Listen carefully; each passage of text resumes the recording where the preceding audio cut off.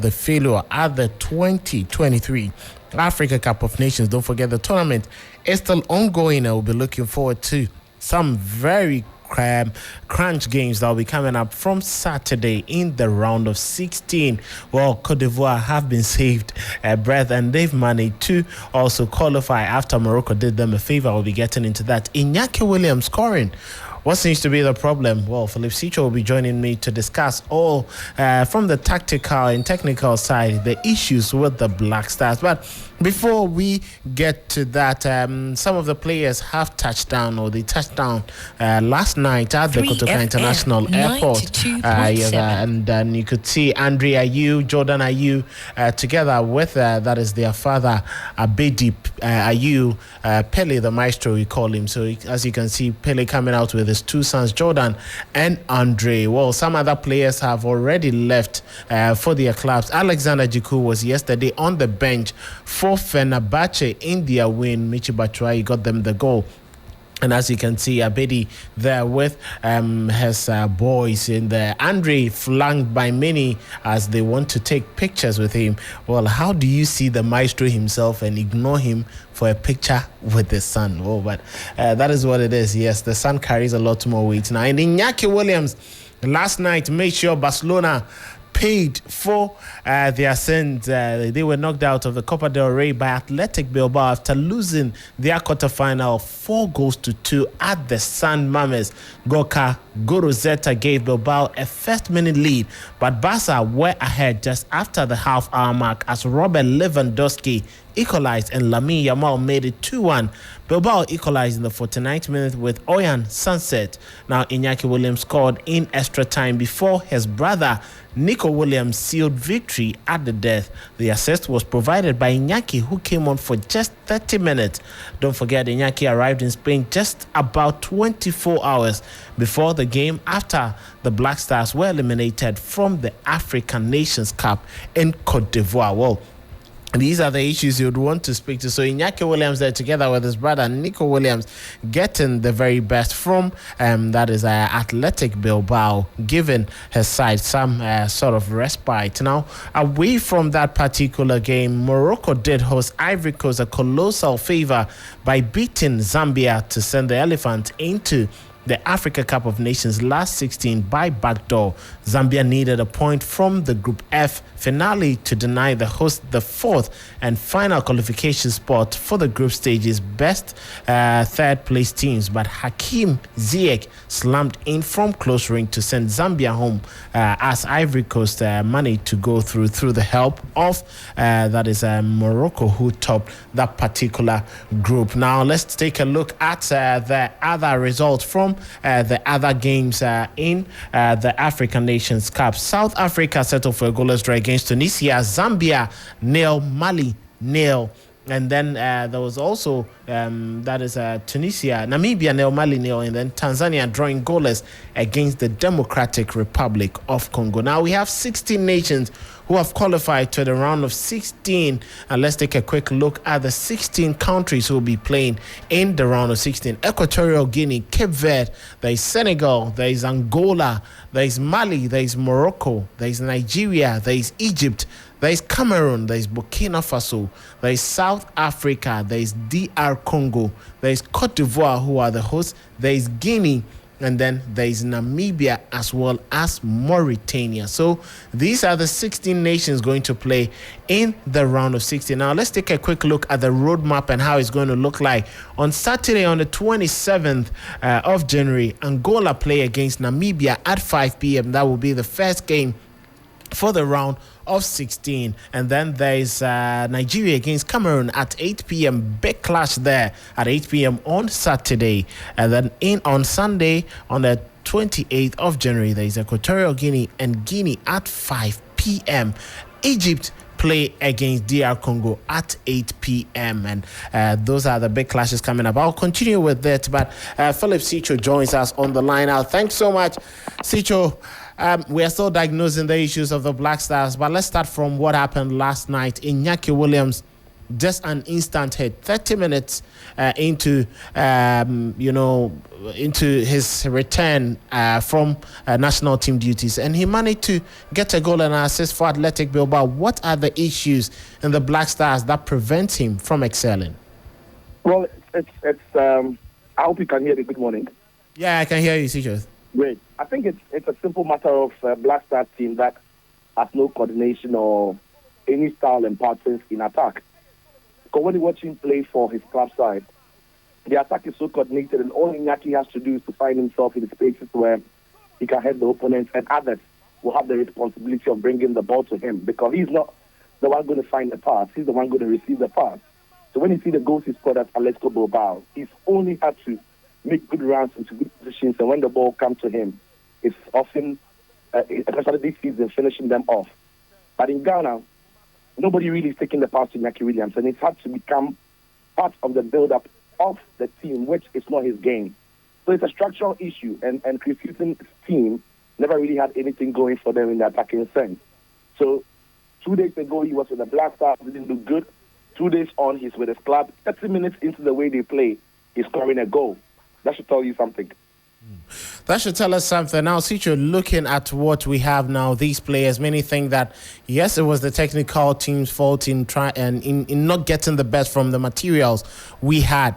But if you clearly look at what we saw from these players, are they good enough materials that who can get, the Black Stars to the level which we all want? For all those of you who did not see Iñaki Williams go, just join us on Facebook, 3FM 92.7, and you can look at that brilliant finish from Iñaki. So, Sicho, what seems to be the issue with it? Is it that we don't have too many quality materials, or is it still the fault of our technical handlers?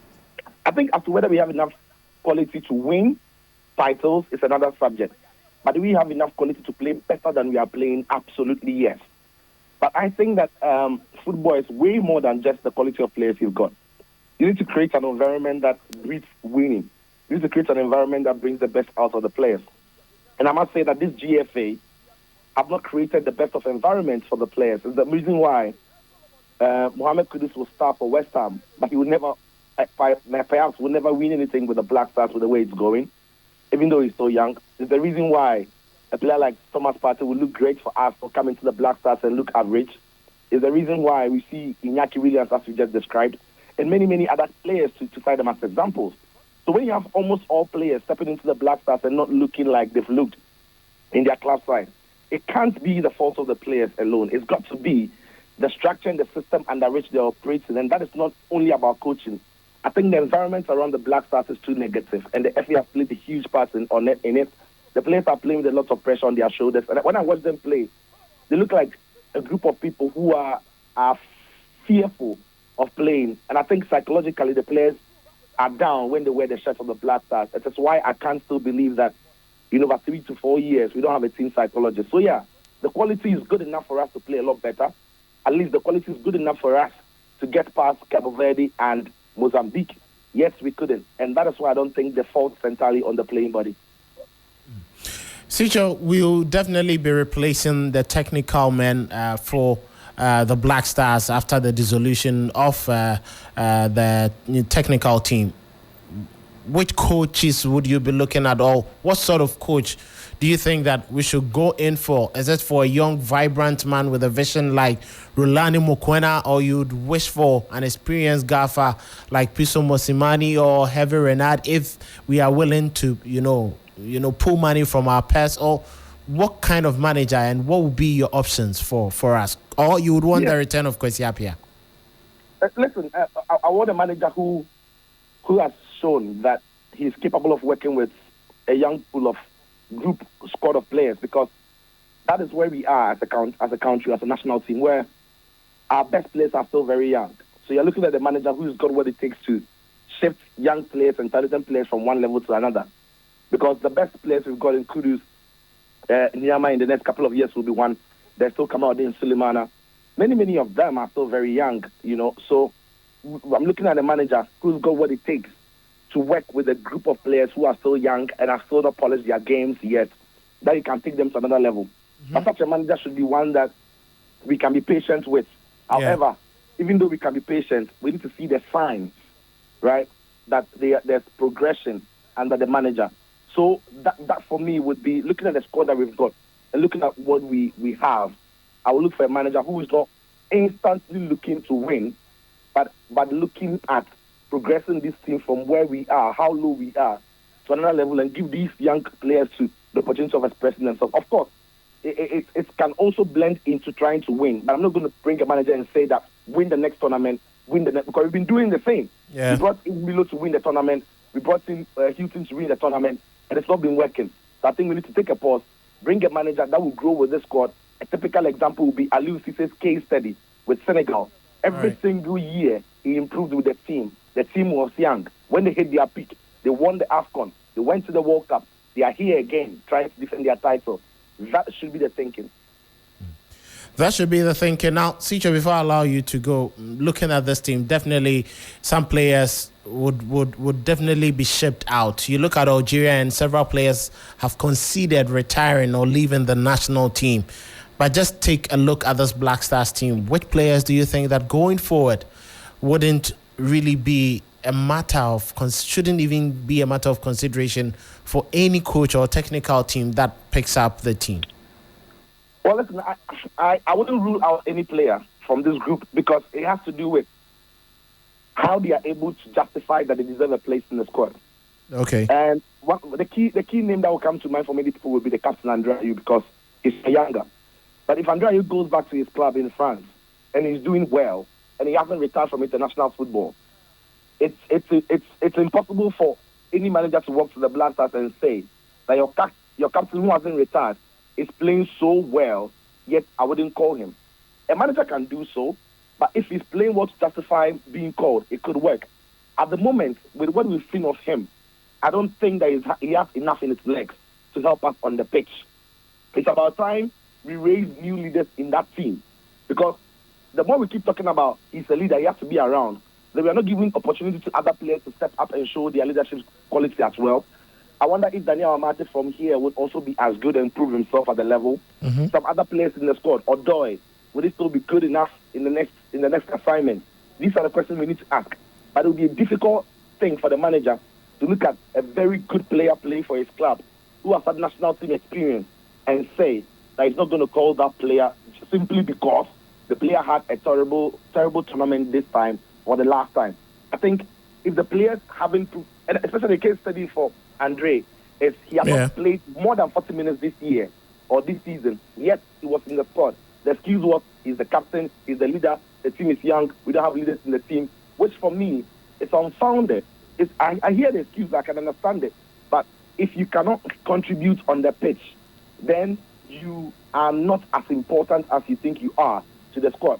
Because without you, other leaders can be raised in the team, and that for me is where we have to be thinking towards. If they can't justify themselves with their clubs, there's no way back for them. And some of them have to be very honest with themselves and help the national team here. Now, if you've got a player like Maris, Belaili, Unaja, if you're the Algerian coach, you are tempted to call them. Yeah. And now that they've said they've retired, the pressure is not on you to even look at them, because they themselves have called a quit to the national team. Mm-hmm.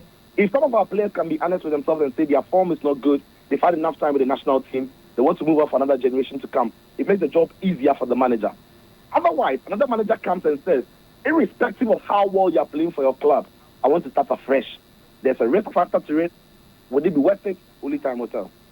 Only time will tell. But Sicho, before we move away from the Black Stars and just say a little about the round of 16 that we will be getting through going forward, what should the GFA do? Because many think that they have their fingers too many on the Black Stars and they should allow it to be independent. How do we do this? How do we get things right? Do we go the Senegal way? Do we go the Cameroonian way, where government and then the ex-players combine to make sure that there is that freedom? Or we go the Moroccan, South African way, just get the investment right and then make sure that the national team is devoid of all these? How do we get it right? I think with this FA and the way the FA is structured in Ghana, it's impossible to get it right at this moment. Because it's simple, because all their lives, what they've done is to sell players. Mm-hmm. All their lives, what they've done is to look for opportunities to make the players, put the players, if like, in the sights of agents. Yeah. And now they are GFA top dogs. the big opportunity for them now is to put their players in national teams to cut the eye of agents and scouts so that they can sign them or they can sell them off. So until the key thing is until the structure we've got at the FA changes, where there are no conflicts of interest between FA bosses and the running of football, this won't change. So we can change Kefa Kureku, we can bring another GFA person, but if the person's primary job has always been to sell players, and he still owns a club, still owns players, and the national team becomes available, then we are running a risk of repeating the same mistake. I think we need to go a way that is surely going to allow us to be able to create a system, and government has to be involved, create a system that eases us to transition players from 17 to 20. And government should, 17, 20, 23, government shouldn't allow the development of players and leave it to the GFA. They don't have the capability and the capacity. There is no country in the world that leaves development of their youth into the hands of few people who call themselves football people. It doesn't make any sense. Government needs to be involved with policies through high school sports, just through the policies through the youth development in sports and what have you. Yeah. And when we have that, we are going to be producing talent, having groomed top quality coaches. And these talents are the ones that the GFA wouldn't have a choice. Yeah. But to select for our juvenile national teams on merit. And then we can see the progression. It's no surprise that the team that eventually qualified us to the World Cup, most of them had gone through the senior secondary cycle. Most of them had played in what we call the Interco and the CISO and Milo games. Yeah. Most of them had been part of the school sports system. These days, governments have not paid attention to that, and that is why we are where we are. We just hope that we get things right. But teacher, let's look at the round of 16 and then what we can do best to just hope that Ghana gets things right. But we will still be enjoying the games. Two big games, I think, that nobody would take an eye off. Nigeria, Cameroon, Senegal, Cote d'Ivoire. Well, there is also Burkina Faso and Mali, and then Morocco, South Africa. But first of all, Nigeria, Cameroon, where do you see, which side do you see progressing? It's a difficult one because we've seen that group stages doesn't necessarily determine how teams are going to progress. Senegal won the AFCON last season. Yeah. Last time, Egypt were in the final. Both teams scored only 2 goals in the group stages. They were not great in the group stages, but they were in the final. Yeah. And Cameroon haven't been good in this competition, but the knockout stage is a different ball game. In fact, the knockout stage is a different tournament to the group stages. And that is where things can go wrong or right for any team. So you can't write them off. However, for Nigeria, you have a feeling that they still have a lot of potential to unlock in the team. They've not lost a game so far. They've not been necessarily flowing as people would expect them, but they've got the quality to help teams. It's a game for either side, even though Nigeria sits slightly as favourite. But indomitable Lions know how to thrive in chaos, right? And now that it's been chaotic for them, they could be posing threats. But I think that maybe Nigeria will find a way. But it's the knockout football. Cameroon, Nigeria, it could go either way. Cameroon, Nigeria could go either way. There's Senegal, Cote d'Ivoire. Yeah, that is a lovely one. And listen, Senegal must be careful here because the Cote d'Ivoire team they knew was with a different manager. So if they ever scouted Cote d'Ivoire and they thought they knew how Cote d'Ivoire were going to line up, that wouldn't be the case. So Senegal will go into the game without knowing what kind of Cote d'Ivoire team they are going to be facing, you know. And for Cote d'Ivoire as well, we know in football that when managers are being changed, there's always the managerial bounce, the new manager bounce factor. It can last for 3 games, 2 games, 4 games, 5 games. If it's going to last for 4 games, that takes them to the final, and maybe they'll win it. Who knows? But for Senegal, for me, I've seen them play in the group stages. They've not really been tested. Now that maybe a big test comes, we'll see how they thrive when the Cote d'Ivoire and its fans are all behind the team. All right, and then there is Burkina Faso, Mali. You know, many would override these teams all because they may not be perennial winners, but that's another big game to look at. It is, it really is, and I think that both teams play it similarly. They play similarly, like the way they play is very similar, right? Yeah. So I'm thinking that we are going to enjoy. It could be one of those games that is going to go into extra time or maybe into penalties. We are going to see a lot of goals in that game. But it's going to be a pulsating fixture, a lot of physicality. But Burkina Faso just know how to play this competition in the last 10 years. They always find a way of getting into the deep stages of the competition. And then there is Morocco, South Africa. Listen, I fancy Morocco, even though I think South Africa have done very well to be here. Morocco have not necessarily impressed me, but I think they've got what it takes to beat South Africa. All right, Cicho, thank you so much for your time this morning, and really appreciate you for your time. See you on the other side. Yes. So that was Philip Cicho there. Yes, he's a football analyst, a commentator, also a technical person looking at the Black Stars and the issues, and also at the AFCON 2023 in general. Now let's continue with the fixtures that will be coming up. Monday, there's going to be Cape Verde against Mauritania, and then Senegal against Cote d'Ivoire at 8 p.m. On Tuesday, there's going to be Mali against Burkina Faso, and then Morocco against South Africa at 8 p.m. So these are the games coming up in the round of 16. Now let's move on to some coaching casualties. And after Cote d'Ivoire sacked their coach Jean-Louis Gasset midway through the tournament after the country's federation announced that they couldn't work with him. The contracts of Gasset and his assistant Ghislaine Prétant are terminated due to insufficient results, according to the FA in a statement. Cote d'Ivoire now have only failed to get out of the group phase once in the previous 9 editions of the tournament. That was in 2017. So Gasset has been sacked. Now moving on to Morocco, and they would have their head coach Walid Regragui handed a 4-match suspension by CAF, including 2 suspended for a period of 1 year for the incident involving Chancel Mbemba. He had to fight Chancel Mbemba right after the game against DR Congo in the tunnel. He's also expected to pay a fine of $5,000. Regragui will miss Morocco's next 2 games at the AFCON 2023. Now, Liverpool saw Fulham to set up a Carabao Cup final with Chelsea after a 2-1 victory in both legs. The first leg, a 3-2 victory in both legs. The first leg ended 2-1 in favor of the Reds, and they had to settle for a 1-1 draw at Craven Cottage to get the job done, setting up a final on Wembley on the 25th of February. Luis Diaz gave Liverpool an early lead, and Issa Diop bounded in Harry Wilson's deflected ball. Jurgen Klopp, after the win, is happy and hopes his side will continue to get the trophies. But for tonight, I told the boys now, never, ever, ever in life you should take for granted that you're part of a football club and a football team who can win trophies. That means you have to qualify for finals, and we're obviously the lucky ones that we are part of it. What the boys did tonight was again exceptional. It was a full cup experience, let me say like that. Early goal, really good first 30 minutes. Don't score, leave the door open. They walk halfway through, equalizer, and then we have to hope a little bit that nothing happens anymore. But the boys did really well. I'm really happy with so many things. And in the end, the only thing what counts is we are through, we are qualified, and it's a big night. And for the very young ones who had played an incredible role in the whole journey, it's so cool to see them in the dressing room now. It's fantastic.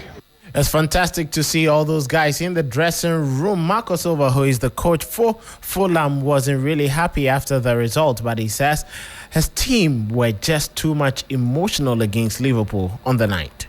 I felt that they were much more calmer than us. For them, it's another game.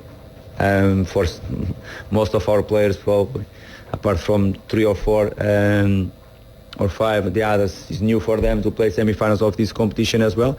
And what it is, I think the club is going to grow with this type of moments, the players as well. And let me to thank our fans, because the environment and the atmosphere in our stadium was brilliant tonight. And I know that it's a special night. We are playing semi-final, but we need this type of moments much more, because the club is going to be stronger on the pitch with this type of support from outside.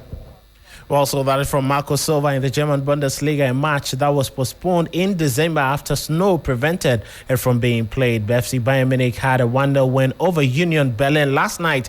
Eric Dyer, former Tottenham Hotspur player, made his first appearance for the Bavarians, joining his former captain Harry Kane to play that particular game. After the game, he had a few words to share on the Bundesliga and reuniting with Harry Kane. Yeah, a very proud moment for me, obviously, to make my debut for this club. It's a very proud moment for me and my family, and obviously I really enjoyed it. I really enjoyed playing here. I'm happy to have made my debut here in this stadium. Is even nicer. So yeah, I'm really happy with how I've settled, and obviously to make my debut, and yeah, hopefully I can continue to help the team.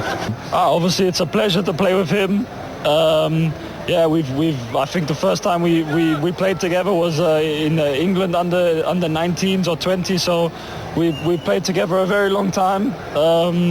It's a pleasure to play with him, to work with him every day as well. I think we both share quite a similar style in the way that we work, in the way that we are every day. So that is from Eric Dyer. Now moving on to UEFA's investigators, and according to Alexander Seferin, who is the UEFA president, they were right to ban Manchester City from European competition after they found out that they had breached financial regulations.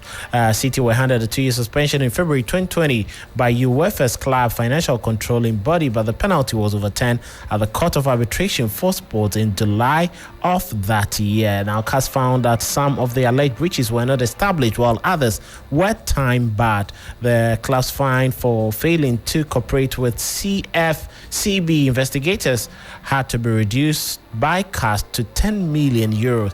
Seferin, however, has backed his organization's process, saying, "We know we were right. We wouldn't decide if we didn't think we were right. As a trial lawyer for 25 years, I know that sometimes you win a case that you are sure you will lose," according to Seferin. So hopefully things get right. Karim Benzema currently is struggling in the Saudi League. Well, several situations have popped up in the dressing room, as well as with his coach and some of his colleague players on the pitch. According to French football expert Jonathan Johnson, the future of Karim Benzema at Al Ittihad in Saudi Arabia isn't certain, and he may probably leave after the summer. There's been a number of sort of, disagreements in recent weeks. Obviously, he's sort of been apart from the squad, and took a while to return to training. I think we've seen a number of players as well, obviously, Jordan Henderson returning to Europe as well, who perhaps maybe feel like the idea of what they were signing up for hasn't quite lived up to the reality.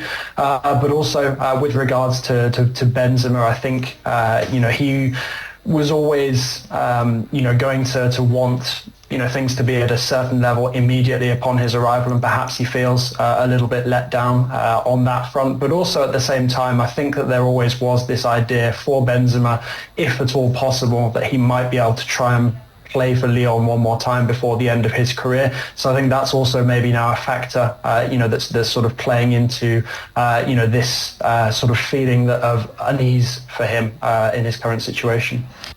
So that is it from Jonathan Johnson. But Karim Benzema is expected to join any of the European clubs, or possibly get a return to his boyhood club, Lyon.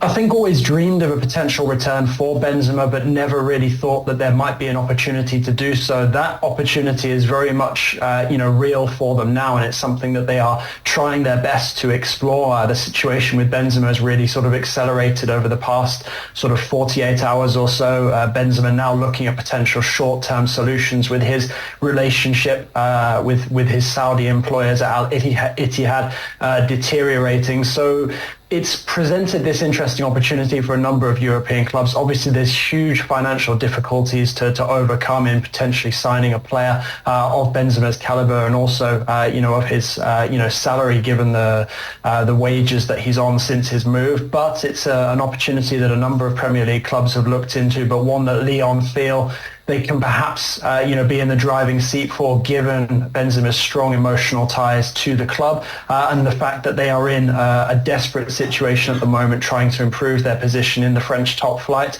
which is something that Benzema might like in terms of a challenge between now and the end of the season. Challenge till the rest of the season. Now, Real Madrid have overtaken Manchester City to become the highest revenue-generating club, according to analysis by Deloitte.